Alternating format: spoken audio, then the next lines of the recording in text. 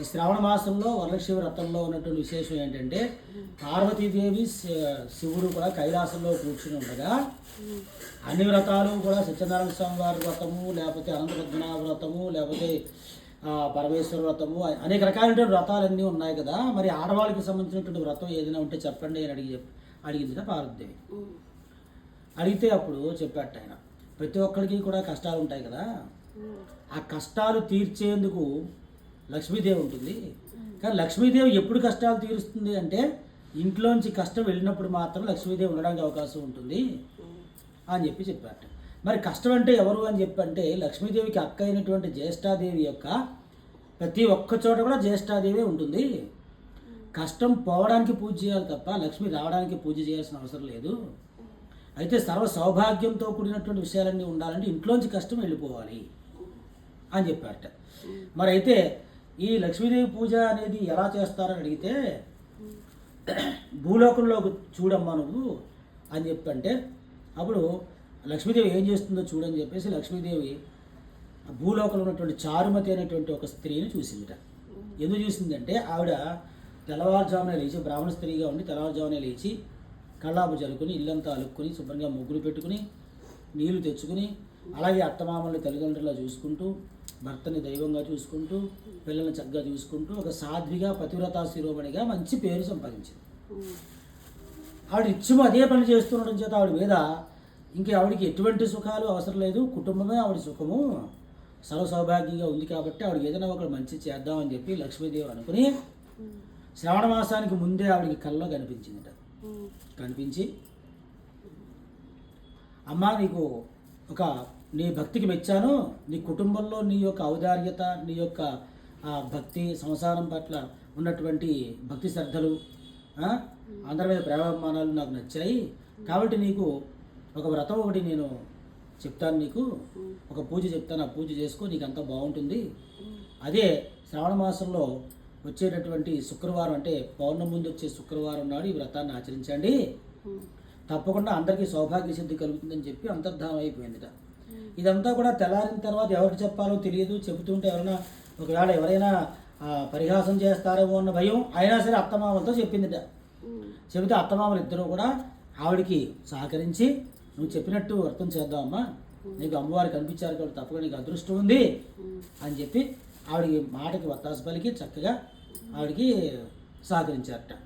అలాగే శ్రావణ మాసం ఎప్పుడు వస్తుందా, వచ్చే శుక్రవారం ఎప్పుడు వస్తుందా అని చెప్పి తన చరికత్తలతోటి అందరితోటి చెబుతూ ఆ వ్రతం కోసం ఎదురు చూస్తూ కూర్చుందట. ఎదురు కూర్చుంటే శ్రావణ మాసంలో రానే వచ్చింది, శుక్రవారం రానే వచ్చింది. ఈసారి దిగ్భాగంలో గోమయంతో అలికి వీటికి పసుపు రాసి బొట్టు పెట్టి కంకణం కట్టి ఆ తర్వాత తెల్లని వస్త్రం పోసి బియ్యం పోసి కలసం పెట్టి అందులో లక్ష్మీదేవిని మహాగణపతిని ఆహ్వానించి తర్వాత లక్ష్మీదేవిని ఆహ్వానించి మొట్టమొదట పసుపు గౌరి యొక్క పూజ అంటే పసుపు గణపతి పూజ అంటారు కదా, ఆ పసుపు గణపతి అంటే అందులోనే గౌరీదేవి ఉంటారనమాట. అందుకే ఆవిడ్ని మనం ఆ గణపతి రూపంలో ఉన్నటువంటి గౌరీదేవిని, గౌరీదేవిలో గణపతిని కలవు చండీ వినాయకుడు అన్నారు. కాబట్టి కలియుగంలో చండీ వినాయకుడు అంటే అమ్మవారు గణపతి ఒకే రూపంలో ఉంటారట. అందుకే ఆవిడ ఉద్వాసన చెప్పడం జరుగుతుంది. అంటే పూజ చేసిన తర్వాత విఘ్నాలు లేకుండా కష్టాలు పోయేందుకు ఉద్వాసన చెప్పేసిన తర్వాత అప్పుడు కలశంలోకి ఆహ్వానించినటువంటి అమ్మవారు ఆహ్వానించి ఆ లక్ష్మీదేవిని ఆహ్వానించి ఆవిడకి షోడశోపచార పూజలు చేసిన తర్వాత ఆవిడ యొక్క లీలలు ఎవరైతే చెప్పుకుంటారో వాళ్ళకి తప్పకుండా వరం ఇస్తుంది అమ్మవారు. వరాలు ఇస్తుంది కాబట్టి వరలక్ష్మి అని పేరు వచ్చింది అని చెప్పి చెప్పుకుంటూ ఉండగా చెలికత్తలందరూ కలిసి చక్కగా పూజ చేసుకున్నారట. బంధువులందరినీ పిలుచుకుని పూజ చేసుకున్న తర్వాత చెలికత్తలందరూ పూజ అంతా అయిపోయిన తర్వాత ప్రదక్షిణం చేస్తున్న సమయంలో వాళ్ళకి కాళ్ళకి, చేతులకి, మెళ్ళకి ఆభరణాలు వచ్చినట్టు వాళ్ళకి అనుభూతి కలిగిందట. అంటే వరలక్ష్మీదేవి సంతోషించి వాళ్ళందరికీ కూడా సర్వాభరణాలు సమర్పించినట్టు వాళ్ళ అనుభూతి కలిగిందట.